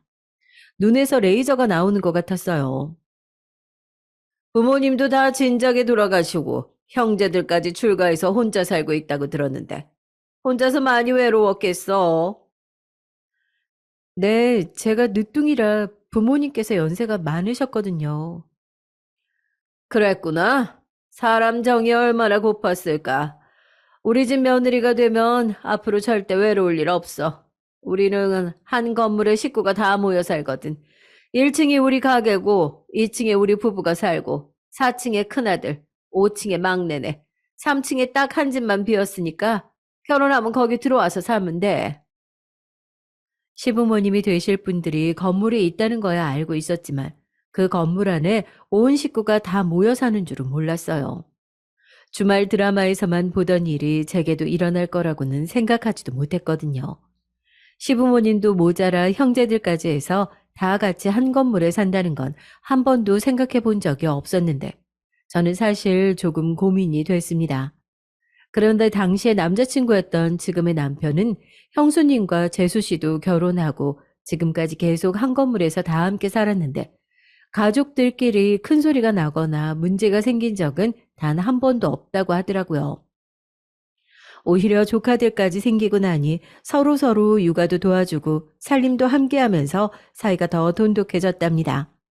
듣고 보니 일리가 있는 말 같았어요. 사실 그때까지만 해도 제가 이렇게까지 아이가 안 생길진 몰랐으니 결혼을 한다면 아이를 많이 낳고 싶다고 생각했었거든요. 워낙 제가 아이들을 좋아해서요. 그런데 저는 친정 엄마도 안 계시고 형제들도 멀리 있으니 가능한 시댁 식구들과 함께 지내면서 아무래도 서로 도움도 많이 되고 의지도 할 수 있겠다 싶었습니다. 그리고 남자친구 말이 먼저 결혼한 형들을 보면 어쨌든 결혼하자마자 집이 생기니 버는 족족 모아 돈도 금방 모은다고 했답니다. 요즘 애 하나 키우는데도 돈도 어마어마하게 들잖아. 집 살 돈 아껴서 우리 애들 열심히 키워야지. 요즘 세상에 결혼하면서 빚 하나 없이 집 살 수 있는 사람 누가 있겠어요. 사실 자식들이 다 능력이 있어서 알아서 나가 살면 시부모님 입장에서도 세도 받을 수 있는 집을 그냥 살게 해주시는 건데 감사할 따름이었죠. 거기다 사실 저는 지금 살고 있던 월세방에서도 하루빨리 나가줘야 하는 신세였으니까 찬밥 더운 밥 가릴 때가 아니었습니다. 결국 저는 여러모로 정신없이 결혼식을 올리자마자 시부모님 건물 3층에 신접살림을 시작했어요. 그런데 이게 보통 일이 아니더군요. 생각보다 훨씬 더 힘들었습니다. 살다 보니 이 집안은 어느 것 하나 상식적인 게 없는 집안이었어요. 뭐부터 말해야 할지 모를 만큼 이상한 게 한두 개가 아니었습니다. 가장 처음 이해가 되지 않았던 건 이 집 며느리들은 모두 다 직장을 가질 수 없다는 것이었죠. 이 동네에서 우리 집이 인테리어 사업하는 거 모르는 사람이 없는데 며느리들이 다른 데 나가서 몇 푼 되지도 않는 돈 벌겠다고 집안 내팽개치고 나가면 사람들이 뭐라고 수군거리겠니? 당연히 말도 안 되는 소리라고 생각했지만 이 정도야 평생 시골 동네에서 살아오신 옛날 분이니 그러려니 했습니다. 그런데 말이 안 되는 건 그것뿐만이 아니었어요. 저희 동서들끼리는 시어머니를 여왕벌이라고 불렀어요. 아주 찰떡인 별명인 게 시어머니는 이 집안에서 아들 셋과 시아버지까지 호령하는 왕이나 다름없었어요. 아들들에게도 얄짤이라고는 없는 게 아들 셋을 교묘하게 비교하며 경쟁하도록 만들었어요. 아무래도 당신이 가진 재산이 있으시니 그걸 가지고 저울질하며 잘하는 자식에게 좀 더 나눠주겠다는 식이셨죠. 그런 식이었으니 당연히 며느리들 서열은 아주 밑바닥이었습니다. 저도 처음엔 이 시골에 건물 하나 있다고 뭘 그렇게 유난을 떨면서 무슨 뉴스에 나오는 재벌 사모님처럼 굴까 싶었는데 알고 보니 저희 시부모님 소유의 건물은 우리가 살고 있던 건물 하나뿐이 아니더라고요. 예전에 제가 아가씨 시절 다니던 직장 근처가 이 동네에서는 그나마 가장 번화한 동네였는데 그곳에도 8층짜리 건물이 있으시다더라고요. 사실 저희 시부모님께서도 처음부터 물려받은 재산이 많은 금수저는 아니셨대요. 오히려 그 반대였답니다. 거기다가 심지어 두 분이 결혼한 지 얼마 되지 않아 아버지께서 하시던 작은 가게가 망해서 거리에 나앉을 뻔하셨대요. 거래처에 결제해줄 돈이 없는 지경에 이를 정도로 힘들어서 아주 가까운 지인에게 고소까지 당하셨답니다. 빌린 돈을 못 갚아서요. 그때 빚쟁이들에게 쫓겨다니시던 아버지를 대신해 어머니께서 나서셔서 혼자 도배 일을 배우러 다니셨대요. 그때만 해도 도배라는 게 남자들이나 하던 일이었는데도 이제 결혼한 지 얼마 안 된 새댁이 꿋꿋하게 따라다니며 기술을 배워 몇 년 동안 여기저기 도배 일을 다니셨대요. 그 사이 아들들도 연달아 셋을 낳으시고 그렇게 번 돈으로 빚도 조금씩 갚고 자식들도 키우며 시아버지와 함께 인테리어 일과 전기 일도 배우셔서 함께 팀으로 다니며 하루도 쉬지 않고 일을 하셨대요. 그 사이 새 아들은 학교도 외가댁에서 다니며 외할머니 손에 크느라 부모님의 사랑은 제대로 받지 못하고 컸지만 그래도 그 덕에 지금까지 자식들에게 기술도 물려주고 돈 걱정도 안 하고 살게 해줬으니 그게 오히려 잘한 일이라며 시어머님은 미담처럼 이야기하곤 하셨습니다. 영업 능력과 수완만큼은 시어머님이 워낙 좋아서 금방 회사까지 차려 그 당시 동네 현장이란 현장들은 몽땅 다 시어머님의 입김으로 아버님네 회사에서 도맡아 하셨다고 하더라고요. 시어머님께서 별의별 고생을 다 하시며 그렇게 악착같이 살아온 덕에 아무리 지방 시골이라고 해도 동네에 그 큰 건물을 두 개나 올리신 거였죠. 시아버지께서는 이게 다 시어머님의 공임을 100% 인정하시며 건물 명의를 모두 다 어머니의 명의로 해주셨다고 하더라고요. 그러니 아들들이 아주 시어머니의 말이라면 껌뻑 죽는 거였죠. 물론 시어머니께서 너무도 대단하신 분이라는 건 저도 잘 압니다. 그래서 시아버지나 아들들이 어머니 말이라면 죽는 신용이라도 한다는 것도 이해했어요. 하지만 며느리들은 달랐습니다. 이 집에서 며느리로 살고야 있지만 마치 시어머니의 말이 곧 법이라는 식의 이 집안의 규칙을 언제까지 지켜야 하는 건지 이해할 수도 없었죠. 도대체 어느 정도길래 그러냐고요? 제가 결혼한 지 얼마 되지 않았을 때의 일이었어요. 손이 동서에게 듣기론 이 집안에 기상규칙이 있는데 인테리어 일 특성상 새벽에 남자들이 모두 다 일을 하러 나가야 하니 모든 가족이 새벽 6시에 시댁에 모여 아침 식사를 함께 해야 했습니다. 거기다가 음식 준비를 해야 하는 며느리들은 5시 이후에는 시댁에 모여야 했죠. 저는 처음엔 이게 말이 되는 일인가 싶었는데 이 집에선 말이 되는 일이더군요. 동서들 모두 이 집에 시집온 이후 내내 그렇게 살았대요. 심지어 손윗동서는 아이를 낳은 지 일주일 딱 되자마자 시어머니께서 내려오라고 하셨대요. 자는 아이까지 둘러엎고 말이죠. 우리라고 이게 좋아서 하겠어? 처음엔 나도 너무 힘들어서 꼭 이렇게까지 해야 하냐고 대든 적도 있지. 아우, 근데 말 한번 잘못했다가 2시간 끌려가서 호통 들었다니까? 2시간이요? 아니, 호통을 어떻게 치시길래 2시간 동안 혼나요? 말도 마. 아우, 그 무서운 얼굴로 소리를 버럭버럭 지르시는데, 나 진짜 눈물이 찔끔 나왔다니까. 손윗동서의 말에 의하면 단순한 잔소리 정도가 아니랍니다. 굉장히 구체적으로 호통을 치시는데, 그게 아주 치사하고 서럽대요. 시어머니가 매일 들고 다니는 커다란 수첩이 하나 있는데, 그게 바로 이 집안 가계부라고 하더라고요. 시부모님이 운영하시는 인테리어 사무실과 시내의 조명 인테리어 가게 두 군데 격리일을 지난 40년 동안 모두 다 시어머니께서 직접 해오셨어요. 그래서 셈이 아주 빠르신 분이었죠. 저희 며느리들은 모두 다 일하지 않는 전업주부들이었고요. 남편들은 모두 다 시부모님이 운영하시는 회사 직원이다 보니 시어머니께서 한 달 월급을 주시고 그 외에 며느리들에게 생활비를 조금씩 주셨습니다. 사실 그게 단순한 생활비가 아니라 며느리들의 살림을 감시하기 위한 수단이었죠. 며느리들에게 항상 돈을 쓸 때마다 받은 영수증을 모아두라고 하셨고요. 장본 내역까지 일일이 꼼꼼하게 확인하셨어요. 그러니까 결국 시어머니께서 들고 다니시던 그 가계부 안에는 일 관련 영수증뿐만이 아니라 이 집에 사는 며느리마다 어떻게 살림을 하고 있는지 상세하게 정리된 생활비, 공과금, 그리고 손주들에게 들어가는 교육비까지 아주 상세하게 수기로 정리해둔 가계부였던 겁니다. 양파, 마늘 이런 것들 우리 집에 잔뜩 있는 거 알면서 도대체 왜 돈을 주고 또 사는 거야? 올라오는 길에 들려서 가져가면 될걸. 너는 남편이 새벽부터 힘들게 벌어다 준 돈을 이렇게 아무렇게 생각 없이 써도 되는 거니? 며느리가 조금만 마음에 들지 않으면 따로 불러 그 가계부 책을 열어 하나하나 꼬투리를 잡는다네요. 밥값도 못하는 게 집에 널리고 널린 커피를 돈 주고 사 마셨어? 아이고, 날씨 좀 좋아졌다고 코에 바람 잔뜩 들어갔나 봐. 어쭈, 여성복 매장에서 봄옷도 샀네. 너는 네 남편 맨날 작업복만 입고 일하는 게 안쓰럽지도 않냐? 항상 며느리가 쓴 돈 다 쓸데없는 돈이라고 생각하며 어느 여자가 남편이 힘들게 벌어온 돈을 그렇게 허투루 쓰느냐는 식이었대요. 그렇게 며느리들이 쓰는 돈이 아까우면 나가서 돈이라도 벌게 해주시면 되잖아요. 도대체 왜 일도 못하게 하면서 돈 가지고 치사하게 구시는 거예요? 저는 이해가 되질 않아 손윗동서에게 답답하다는 듯 이야기했어요. 그러자 동서 말이 더 충격적이더군요. 뜬금없이 제게도 부모님 두 분이 다 돌아가시지 않았냐고 묻더라고요. 그래서 저는 그렇다고 했습니다.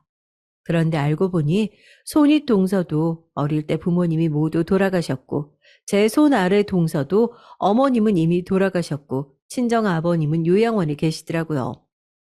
그래서 저는 뜬금없이 왜 친정 부모님 얘기를 묻냐고 했더니 동서 말이 자신도 사실 설마 했는데 저까지 이 집 며느리로 들어오고 나니 확신이 확 들었답니다. 동서 둘 다 부모님도 안 계시고 경제적으로도 조금 힘든 상황에서 갑자기 중매가 들어와 어영부영 어린 나이에 결혼을 했대요. 그런데 이 집에서 살다 보니 시어머니는 마치 자신들의 아들을 잘 보살필 도우미와 손주들을 잘 키울 보모를 구한 것처럼 굴었답니다. 그러려고 일부러 만만한 며느리들을 찾아 집에 들인 것처럼 말이죠. 저는 그때까지만 해도 동서들이 시어머니의 성격이 워낙 강한 분이니 그 스트레스로 괜한 소리를 하는 거라고 생각했어요. 물론 시어머니가 보통분이 아니시긴 했지만 그렇다고 일부러 친정 부모도 없고 가난한 여자들만 데려다 며느리로 삼는다는 건 아무리 생각해도 말이 되지 않더라고요. 그런데 그 진실을 깨닫는 데까지 저도 얼마 걸리지 않았습니다. 결혼한 지 2년이 지났을 때였어요. 처음에 이야기한 대로 저는 아이가 생기질 않았습니다. 아이도 없이 일도 안 하면서 집에서 살림만 하며 지내다 보니 좀 우울해지더라고요. 근데 마침 그 시기에 결혼 전에 일했던 사무실에서 잠깐 일을 도와줄 수 있냐고 하더라고요. 갑자기 직원이 그만둬서 너무 바쁘다며 사람을 구할 때까지만 좀 도와달라고요. 저는 남편에게 상의를 했습니다. 그랬더니 남편은 근무 시간도 길지 않으니 그럼 회사의 사람 구할 때까지만 도와드리라고 하더라고요. 단 시어머니에게는 말하지 말라고 하면서요. 아마 아시면 좋아하지 않으실 거라고요. 저는 제가 일을 하러 나가는데 남편과 시어머님의 허락이 필요하다는 것만으로도 좀 서글펐지만 그래도 잠시나마 그 집에서 나와 사람들도 만나고 저로서 지낼 수 있는 온전한 시간이 생겼다는 것만으로도 너무 좋았습니다. 그렇게 한 달이 넘게 회사에 다니던 중 점심시간에 식사하러 식당에 들어갔다가 그만 시아버지와 시어머님을 만나고야 말았어요. 생각해보니 시부모님 조명 인테리어 가게가 제가 다니던 직장 근처라는 걸 깜빡 잊고 있었던 것이었죠. 네가 이제 보니까 아주 보통이 아니네구나. 어쩐지 요새 둘째가 살이 빠지고 힘이 없는 게 피곤해 보이더니만 마누라가 밖에 나가 돈 번다고 챙기질 않아서 그런 거였어. 어머니, 그게 아니고요. 회사에 갑자기 사람이 그만둬서 너무 급하다고 잠깐만 도와주는 거예요. 그리고 퇴근도 빨라서 집안일도 전혀 지장 없어요. 감히 한 달이나 시부모를 속여놓고 말대꾸를 해? 네가 이렇게 이기적으로 네 멋대로 하고 다니는데 아기가 생길 턱이 있니? 저는 그날 퇴근을 하자마자 집에 돌아와 시어머니와 독대를 해야 했습니다. 손윗동서에게 들은 바로 그 호통이었죠. 사실 일하는 한 달 동안 출퇴근하면서 새벽 5시에 일어나 남자들 식사도 다 챙겼고 퇴근하고 돌아온 남편 식사에 살림도 게으리 한 적이 없었습니다. 더군다나 남편은 체격이 워낙 크고 배도 나온 타입이라 웬만해선 살이 빠질 몸이 아니었어요. 말도 안 되는 억지로 시작한 시어머니의 호통은 결국 제가 얼마 전 마트에서 산 영수증에 적힌 와인 한 병마저 화근이 되어 돌아왔습니다. 하루라도 빨리 애를 가져야 하는 애가, 매일 술이나 먹고 아주 잘한다, 잘해. 그러고 보니 너 친정아버지가 선천적으로 심장병이 있으셨는데 술을 못 끊으면서 돌아가셨다고 하지 않았어? 이래서 핏줄을 무시를 못한다니까. 아무리 제가 거짓말을 하기야 했어도 이미 남편에게도 얘기를 한 일이었는데 저희 아버지 얘기까지 꺼내시면서 저를 모욕하실 만큼 제가 잘못한 것은 아니라고 생각했어요. 어머니, 어떻게 그렇게까지 얘기하실 수가 있어요? 제가 뭘 그렇게 잘못했다고요? 네가 이 집안에서 내 아들 돈으로 호의호식하면서 사는 이상 너는 출가 외인이고 이 집 사람이야. 네가 네 멋대로 망아지처럼 돌아다니면 네 아버지가 아니라 그게 바로 우리 집안의 먹칠하고 다니는 거라고. 그러니까 내가 당연히 단속을 해야지. 점점 더 시어머니와는 말이 통하질 않았어요. 그날 저녁 저는 마음이 너무 좋지 않아서 남편 저녁을 차려주고 산책을 하겠다는 핑계를 대고 혼자 동네 작은 포장마차를 갔습니다. 그런데 그곳에 저희 시아버지께서 혼자 계시더라고요. 저는 놀라 그냥 지나가다가 밖에서 보니까 아버님이 보이는 것 같아 잠깐 들어온 거라고 둘러댔는데 시아버지는 다 아신다는 눈빛으로 앉으라고 하시더라고요. 안 그래도 혼자 먹기 적적했는데 며느리가 같이 마주하면 너무 좋겠다고요. 그래서 그날 저는 처음으로 시아버지와 소주 한 잔을 마셨습니다. 너희 시어머니가 그러는 게 다 나 때문이야. 그래서 내가 우리 며느리들한테 너무 미안해서 볼낯이 없다. 그게 무슨 말씀이세요? 전 괜찮아요, 아버님. 내가 젊을 때 잘못을 많이 해서 너희 시어머니가 안 해도 될 고생을 너무 많이 했어. 말로는 돈 많이 벌어뒀으니 아들에게 미안한 거 없다고 하지만 나랑 있을 때는 매일 자책해. 아들들 잘할 때 해준 것도 없는데 괜히 힘든 일까지 물려줘서 평생 고생시킨다고. 시어머님이 며느리들을 쥐잡듯이 잡으며 매일 아들들에게 잘하는 이유가 자신의 죄책감을 조금이나마 덜기 위해서라는 사실을 알고 나자 저는 왠지 더 시어머니가 싫어졌어요. 당신 자식만 잘 살면 그만이라는 식으로 결국 남의 자식은 개고생시키는 격이었으니까요. 미안하다. 내가 못나서 우리 며느리들을 너무 힘들게 하네. 너희 시어머니가 너무 짜게 굴지? 힘든 일이 있으면 언제든지 나한테 얘기해. 내가 그때도 술 사주고 용돈도 줄 테니까. 아버님도 어머님께 용돈 받아 쓰시면서 저한테 용돈 주시면 그 돈 어디다 썼다고 하시려고요? 에휴, 난 거짓말 잘해. 우리 둘째 며느리보다야 철두철미해서 난 안 걸려. 저는 아버지가 오랜 시간 투병을 하시다가 돌아가셔서 그런지 사실 아버지의 정을 잘 알지 못한 채로 자랐는데 시아버지의 인자한 말투와 따뜻한 눈빛에 금세 마음에 있던 서운함과 서러움들이 조금은 녹아내리는 것 같았습니다. 그런데 아무리 제가 잘해보려고 노력을 해도 시어머니의 만행은 정말이지 끝이 없었어요. 며느리들에게는 장본 영수증 하나하나까지 꼼꼼히 검사해 10원 한 푼 허투루 못 쓰게 하면서 본인은 언제나 백화점에 다니며 명품 가방을 턱턱 쌌고 고가의 등산 용품도 많았어요. 그리고 때때마다 동네 산악인 동호회 분들과 여행을 다녔습니다. 뭐 그것까지야 본인이 가진 돈을 가지고 본인이 알아서 쓰시는 것이니 그렇다고는 치지만 가장 불만스러웠던 건 저희 며느리들에게는 언제나 남편에게 잘해라. 남자가 밖에 나가서 기펴고 사업 번창하려면 그건 무조건 여자의 내조에 달린 거라면서 남편에게 큰 소리 한번 못 내게 하셔놓고는 정작 시어머니 본인이 시아버지에게 하시는 걸 보면 기가 찼습니다. 술을 또 당신이 샀어? 아이고, 당신 참 배알도 좋아. 그 친구들이 옛날에 우리 힘들 때 돈 한 번 안 빌려주고 거들떠도 안 보다가 우리가 이제 좀 살만해 보이니까 자꾸 들러붙어서 뭐 좀 떨어지는 거 없나 하고 노리는 놈들인데. 아, 매일 그렇게 술을 사주고 싶어? 아유, 또 뭘 그렇게까지 말해. 아이, 그래도 어릴 때부터 빤스만 입고 같이 물장구 치던 친구들인데. 아, 내가 좀 사면 어때? 그래, 이런 인간이니. 내가 그렇게 평생 고생만 하고 산 거지. 암튼, 이번 달 카드값 다음 달 용돈에서 뺄 테니까. 아, 그렇게 알고 있어. 아유, 여보. 아유, 그래도 그건 너무하다. 시아버지도 저희 며느리들과 별반 다를 게 없어 보였어요.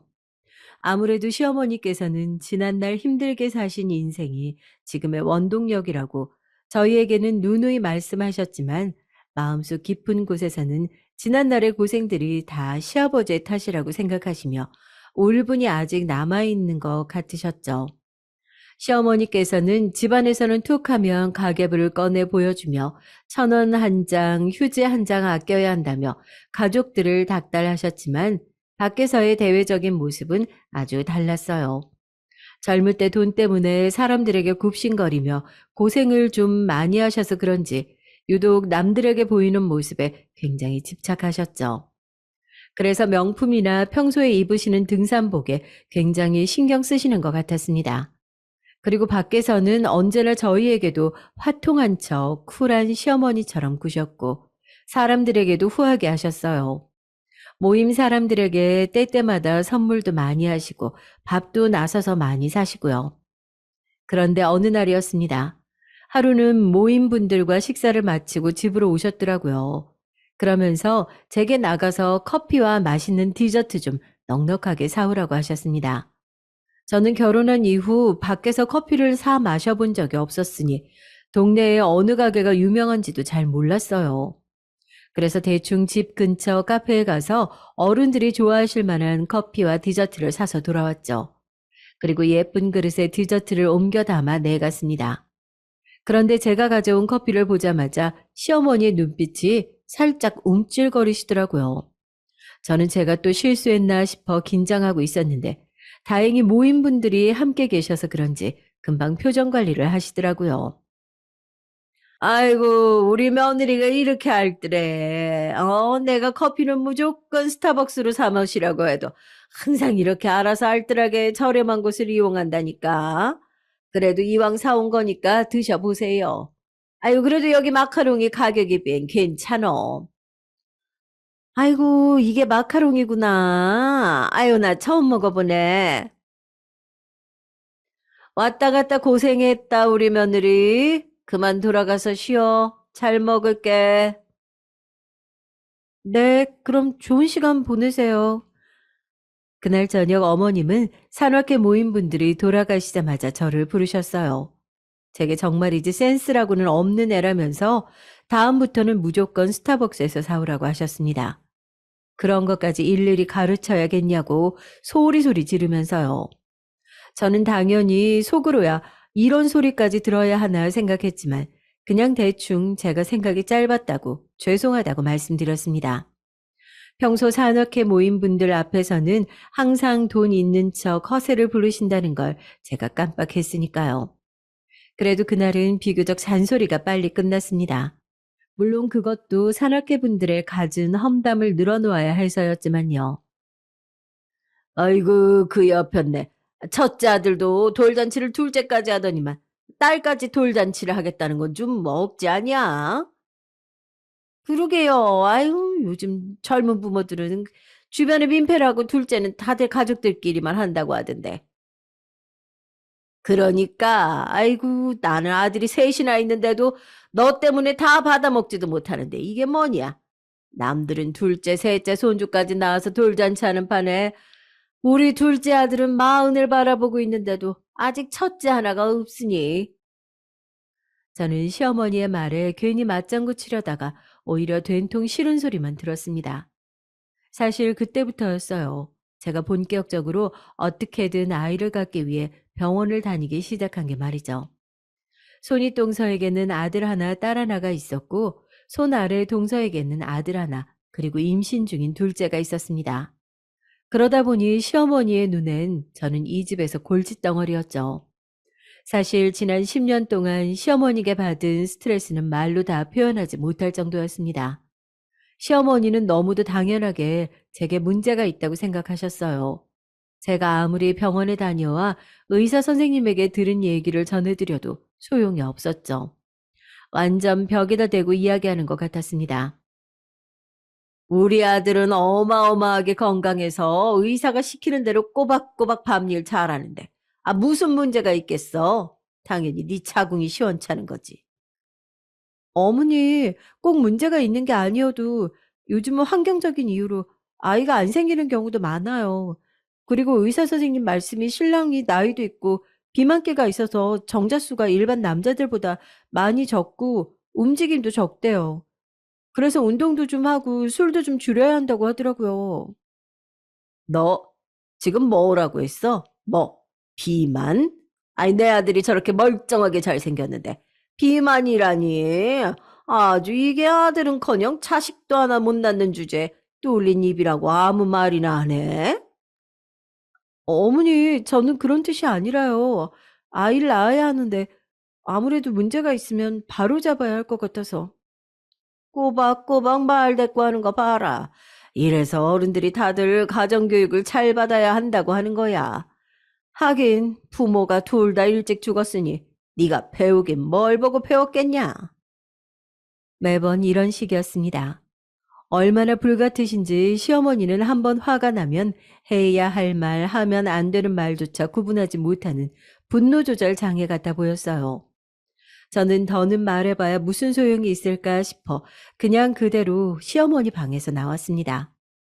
그리고 집으로 올라와 몇 시간을 울었는지 몰라요. 저는 도대체 무엇을 위해 이곳에 존재하는 사람인지 모르겠더라고요. 제가 제 남편을 너무 사랑해서 이 결혼 생활을 유지해야 해서일까요? 하지만 아무리 생각해봐도 이런 일까지 참을 정도로 남편을 사랑하는 것 같진 않았습니다. 그리고 남들처럼 토끼 같은 자식이라도 있어서 참고 사는 것도 아니었고요. 저도 제가 답답했어요. 하지만 어쩌겠어요. 벌써 결혼한 지 10년이나 흘렀는데 제가 이 집을 벗어나 어디 가서 뭘 해먹고 살지 전혀 답이 없었거든요.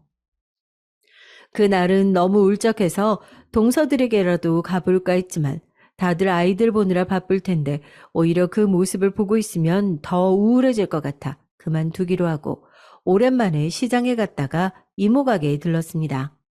저를 이 집안에 밀어넣은 장본인이라 사실 이모가 미워 한동안 가보질 못했거든요. 그런데 카운터에 이모가 안 보여서 가게 안쪽으로 들어갔더니 말도 안 되는 일이 벌어지고 있더라고요. 다름 아닌 커튼 안쪽에서 제 귀에 너무나도 익숙한 시어머니의 목소리가 들리는 게 아니겠어요? 부모가 둘 다 일찍 죽었다길래 안쓰러워서 거둬줬더니 애가 아주 대바라진 게 싸가지가 없어.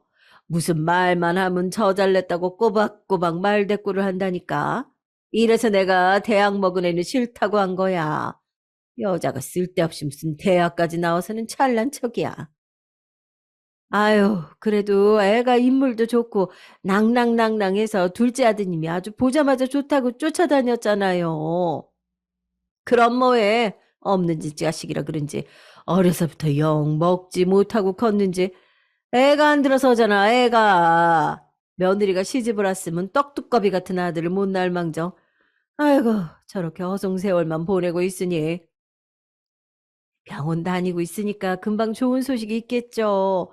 아이, 조금만 기다려 보세요. 10년을 기다렸는데 어떻게 더 기다려? 화장품 사장, 아, 이거 엄연히 사기 결혼이야. 돈 받고 중매했으면 똑바로 해야지.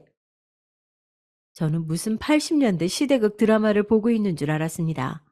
아무리 시골 중에도 깡 시골이라도 지금 같은 시대에 어떻게 저런 대화들이 오고 간단 말이죠. 거기다가 이모는 저를 중매해주고 돈까지 받았다니요. 저런 개념 없는 분노 조절 장애 시어머니에게 말이에요. 정말 상상을 초월하는 막장 중에 막장이었습니다. 저는 이대로 있을 수만은 없었어요. 참을 만큼 참았고, 그리고 이제는 모든 것이 확실해졌습니다.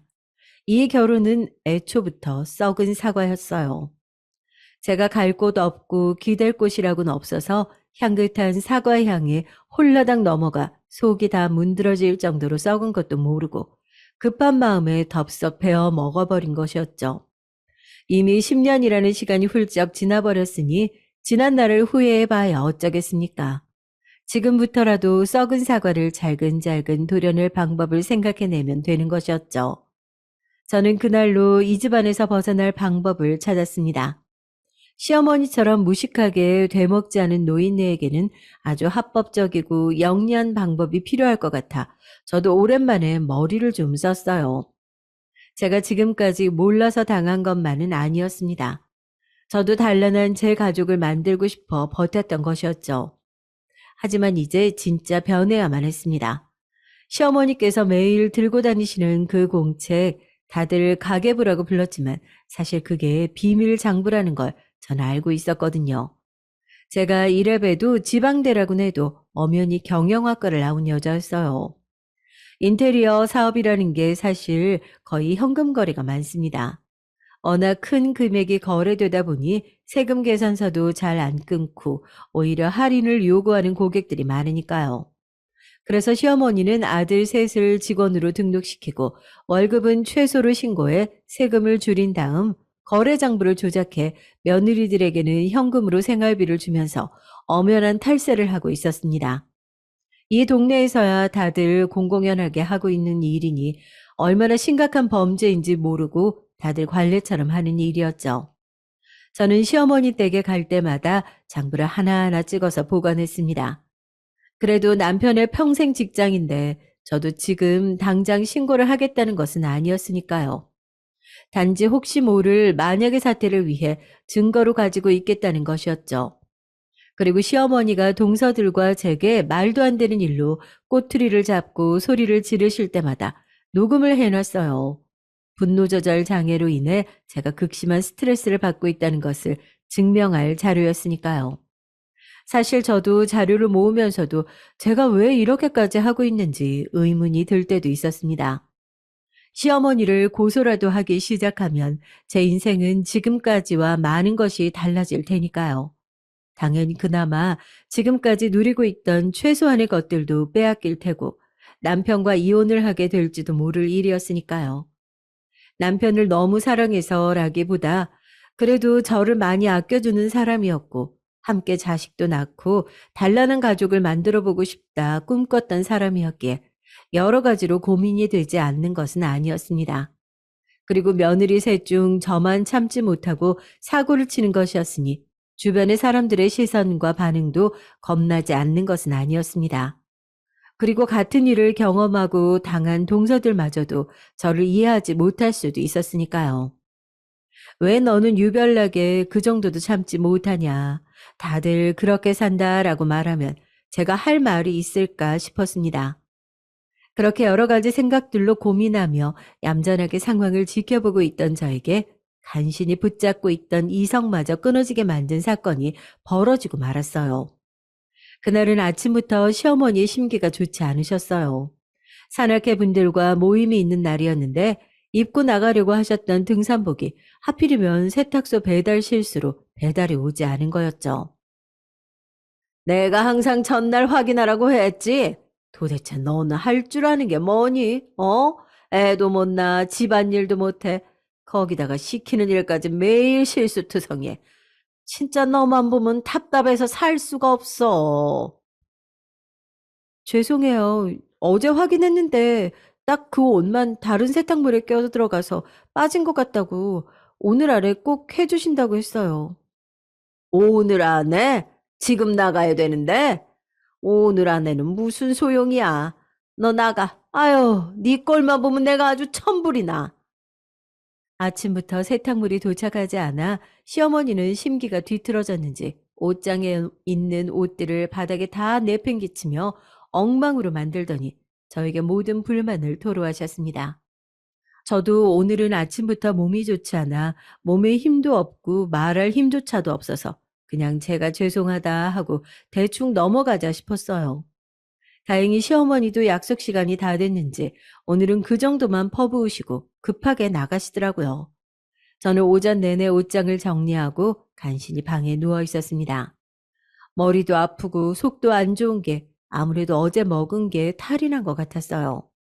그런데 제 컨디션 같은 걸 신경 써줄 시어머니가 아니었습니다. 점심시간이 지나자마자 걸려온 전화를 받았더니 큰형님과 동서가 다들 전화를 안 받는다고 짜증을 내시더라고요. 어머니, 지금 시간이면 형님이랑 동서 다들 애들 데리러 나갔을 것 같은데요. 무슨 일 때문에 그러세요? 뭐? 아이, 그럼 집에 너밖에 없는 거야? 아유, 하필이면. 아무튼 나 지금 모임 사람들하고 집으로 갈 거니까 네가 좀 나가서 커피하고 디저트 좀 사놔. 알지? 꼭 스타벅스다. 스타벅스. 저는 일으켜지지 않는 몸을 간신히 일으켜 동네 스타벅스로 갔어요. 그런데 하필이면 공사 중이라는 표지판이 붙은 채로 문이 닫혀 있더라고요. 저는 순간 머리가 핑 돌고 현기증이 났습니다. 아무래도 안 되겠다 싶어 약국에 들렀다가 시어머니에게 전화를 드렸어요. 아무래도 스타벅스 커피는 사기 힘들 것 같다고 말씀드리려고요. 그런데 전화를 계속 받지 않으시더라고요.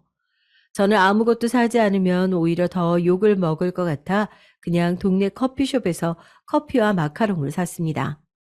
그래도 모임분들이 있으니 스타벅스가 문을 닫았다고 말하면 이해하고 넘어가 주실 것 같아서요. 그런데 일이 터지고야 말았습니다.